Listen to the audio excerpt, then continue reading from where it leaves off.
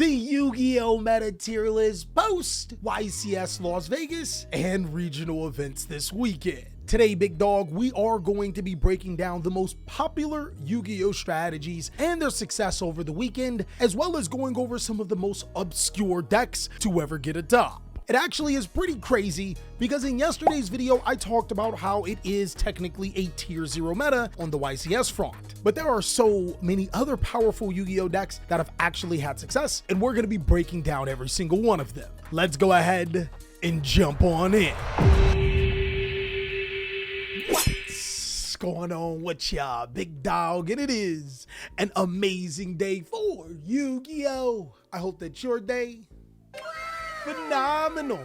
But if it isn't, don't let what happened at the beginning of your day ruin the rest of your day. So, the meta tier list. You can consider this video as an update from the best decks tier list we did last week. The big difference here is that we're focused primarily on Yu-Gi-Oh! Strategies that have topped within the last couple of weeks. This meta tier list is going to be driven in a lot more facts on what we see on an analytical side of Yu-Gi-Oh! So of course, I had some takes in the last one that are wrong, and I'll admit it when we get across there. But until then, watch my gangsta, don't test me. We're going to be ranking these strategies on the ease of being able to win a YCS. I want to say just about every single one of these Yu-Gi-Oh! Decks were successful in this format, so it's not like any one of these strategies can't top a locals or regionals or even a YCS, but the way that I'm grading this tier list is going to give you insight on how powerful these Yu-Gi-Oh! Strategies are. Of course, big dog, the next thing that I am going to be taking into account, which is a little bit special, is the Yu-Gi-Oh! Ban list. I'll be mentioning if the opportunity of the ban list will make these decks stronger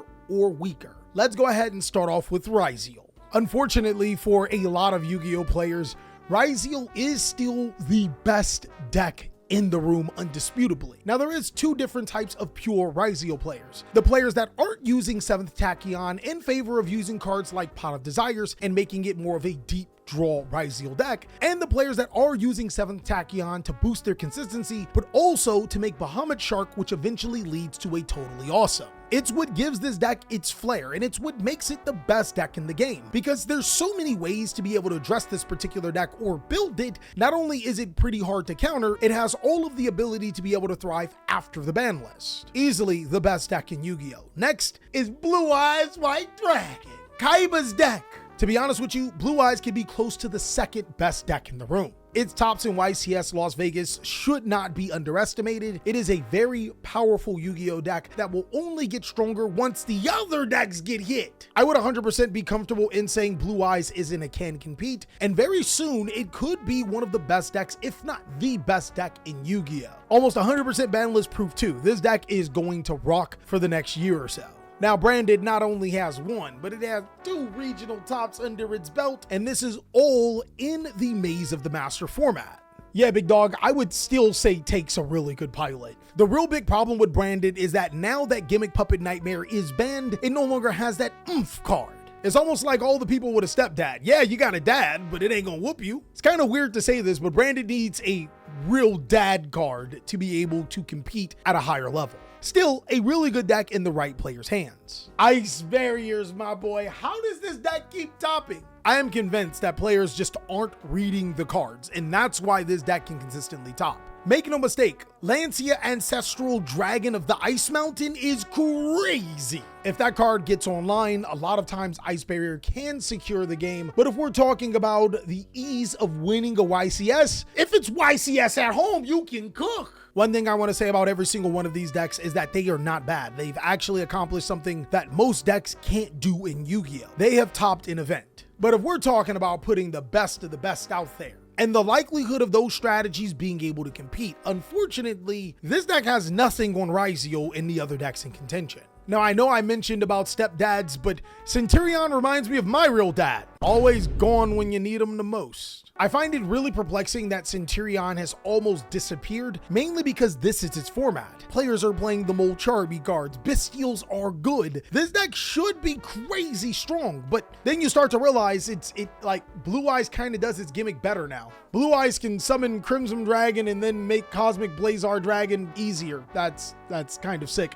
Still a deck that, with the right hands, I think it takes a really good pilot. Now on to Voiceless Voice. This deck does have a YCS top, but I will ask one question. Did it top because of it being Voiceless Voice, or did it top because of it being Ryzeal? On one hand, what I really like about Voiceless Voice is that it is a deck that is built to play some of those other extra deck engine-like cards. With nothing locking you into only ritual summoning, using the Fiendsmith engine, or even back then the branded engine, was crazy for this deck. Now players are using Ryzeal, but again, why would you play this version of the deck when you can play Fiendsmith?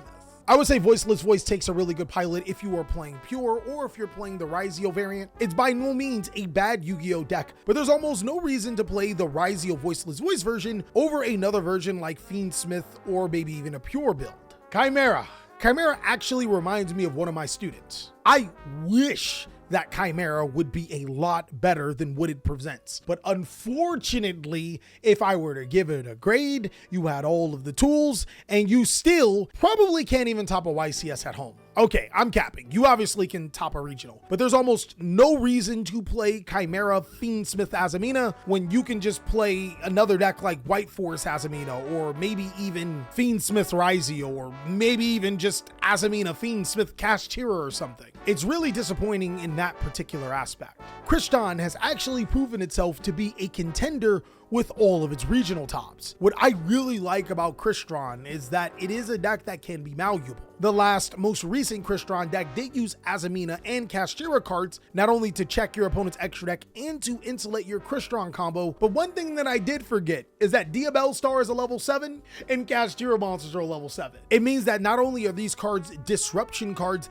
they also can make Draco Sack, which can make Cherubini Ebon Angel of Burning Abyss, which is all you need for full Crystron combo. I actually want to put this deck into Can Compete, but what's really holding me from is that we've seen all of the YCSs and it hasn't had enough for me to be able to say it's a strategy that can compete consistently at a YCS. Fire King opened with a blaze.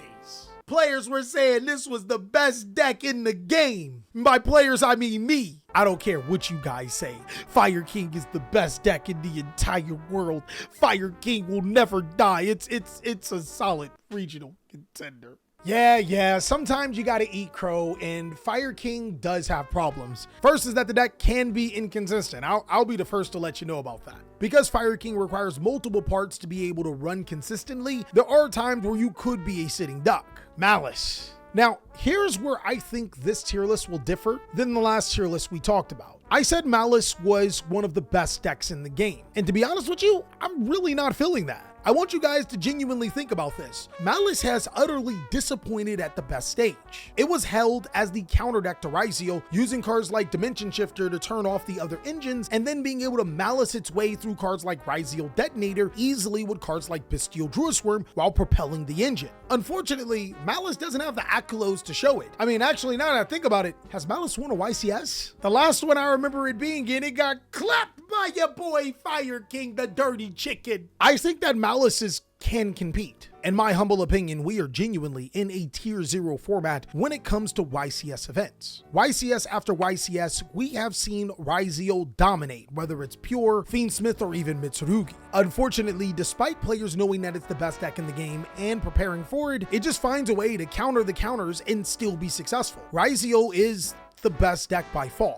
Now, I don't think that will stay for long, and Maliss not only gets way more support in Alliance Insight, it also has a couple of crazy cards to make it even better that is on theme support. But for right now, at the second pre-ban list, Ryzeal is that deck. Everything else has to stand down. Now, Mimighoul, it did get that top. I did say the deck was dog water. My biggest reasoning is because players were playing Dominus Impulse, and Dominus Impulse is a Mimighoul killer if you read the card.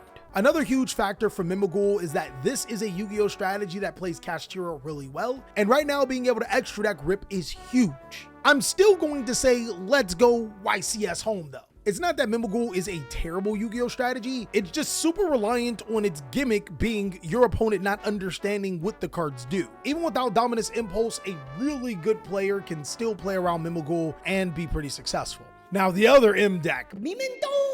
The Meme Team, the Dream Team, is one of the better decks in Yu-Gi-Oh! Unfortunately, it's not a can compete or best deck, but I think it's a solid regional contender. It has enough tops to be able to prove it, and this deck is really, really strong. Personally, I think is a board breaker deck. What the Bone Daddies do best is summon a 5,000 attack Bone Daddy and run the game, but also can do some things similar to Maliss, like being able to Griffin Lock without being weak to all of the Molcharmy cards and Artifact Lancia. Now, big dogs, Mermail has came a long way, and now if I were to make a top 5 meta decks at this point right now, I would say that, of course, Ryzeal is number 1, but Mermail could be number 2. I mean, it really could be a free-for-all between Blue Eyes, Mermail, and Maliss, but there's a very strong argument for Mermail being that deck. It's a crazy good strategy through hand traps, plays around Bystials, and more importantly, can hand loop.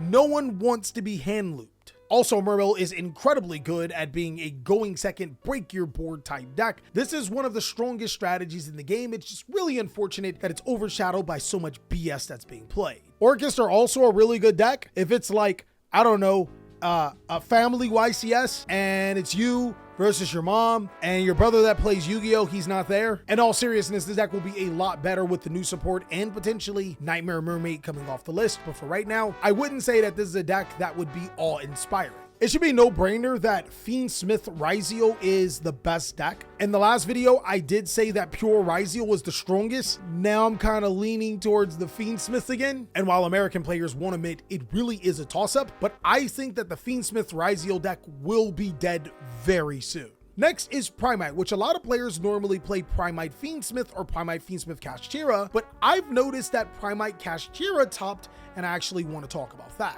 Primite Chimera is really strong because it dodges the Bystial monsters. You can make a Primite deck alongside of Chimera where you can't get Bystial, which is kind of huge. The next best thing about a Primite Chimera deck is that you get all of the Chimera cards benefit, like being able to permanently banish a card or rip cards from their extra deck, as well as the Primite cards, which are dangerously strong. I genuinely think that this is a deck that is a regional contender. It's solid. It's also a deck that you genuinely need to watch out for because it's almost banlist proof. Even if the Chimera cards do get hit, the Primite engine will survive through other strategies alike. It's like Fiendsmith 2.0, but a little bit more balanced. Tenpai Dragon. This deck almost went to nothing. We've seen Tenpai's accomplishments almost completely dwindle, and with Tenpai Sky Striker being the variant that most people play, I think it takes a really good pilot. The deck is still unfair and still has some of those ridiculous times where it just outright wins, but fortunately, thanks to Chandra and Sangenkaimen being limited, it's not as consistent as you would hope. I think the ban list did a really good job of reining back the BS that this deck does. Now, hopefully it gets some support that actually makes it less of just an OTK deck and more of the deck's thing. Now, this is a bold take. I think that White Forest takes a really good pilot. This deck fell completely off. We know that this deck will get more support and will be stronger and is almost untouchable to the ban list until we start looking at the Fiendsmith cards that this deck does incorporate, but I'm pretty confident it's going to be a solid contender Yu-Gi-Oh deck, and by the time that the next format rolls around, it might actually be a strategy that can compete. The Molcharmy cards completely suck for this deck, but everything else is a-okay in my opinion. Yubel is also one of those strategies that takes a really good pilot. Players have been having a decent amount of success with this deck. With only one Phantom of Yubel, the deck can struggle at times, but overall, it's still a really good deck with the potential of having Phantom of Yubel coming off the list. If that happens, oh, you better watch out. Unfortunately, the Fiendsmith engine might be hit, but that could be a good thing for Yubel. It might mean less Bystials and less counters to the deck. The Galaxy Tachyon support is definitely YCS home, let's go. I'm sorry, guys. I was coping. I think that a more pure Galaxy build is a little bit worse, which is unfortunate, but a Tachyon build is probably and takes a really good pilot. My boy Odion got a top, and I'm I think that Odion's deck actually has the spice to be a regional contender, seriously. Where I doubted this deck is where people picked up its flaws. My biggest concern for this deck is that it didn't have that unfair thing. Until players realize that Lord of the Heavenly Prison is not only searchable, it also can allow you to be able to activate cards like Imperial Iron Wall, Dimensional Barrier, or Different Dimension Ground because of Temple of the Kings, and this card being able to set it. Heck, you can set any trap card you want and activate it. It's almost like there was a strong Yu-Gi-Oh strategy that had it. A deck that was based off of mazes, no dungeons, no, like a series of walls where you'd have to go around the walls to reach the end point. Except this deck was fiend based and needed multiple things to go off just to search normal traps. Doesn't ring a bell. I think that the Apopus trap cards are extremely dangerous, and we also have to watch out that this deck is sneaky good at being able to combine really powerful earth monsters with one another to establish some pretty good boards. Tearlament got a top, but in this Bystial meta, I think, yeah. My Master Duel players, keep in mind, Kit Kalos is still banned in the TCG. You're not going to be able to mill 10 cards from your deck. Chill. Bystial Lubellion stands for Bystial Fiendsmith, a deck that can compete without the Primite engine, and I think even without the Primite engine, it's still a regional contender. Now, the big thing that I want to tell you about this deck is that you're going to have to watch out, mainly because this may not be a deck next ban list. If the Bystial monsters stay, which I think they should, the Fiendsmith monsters are not. 100% will not be a Yu-Gi-Oh deck that you can just play with success anymore, but is really, really good against a lot of the top decks in the game. And lastly is Unchained Fiendsmith, and I hate to do this to my baby. I absolutely love this deck, but if I'm being honest, so the reason why I put it in YCS home let's go is because I can win all the home YCSs.